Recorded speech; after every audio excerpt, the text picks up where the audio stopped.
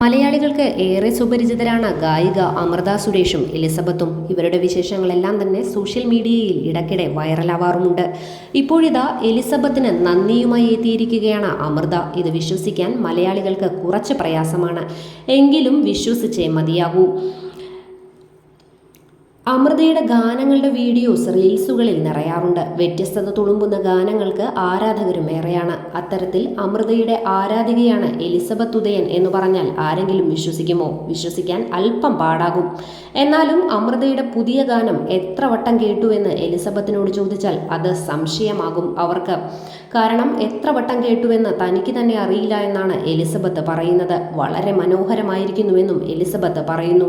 അതോടെയാണ് മറുപടിയുമായി അമൃത എത്തിയത്. ഒരുപാട് നന്ദിട എന്നാണ് അമൃത കുറിച്ചത്.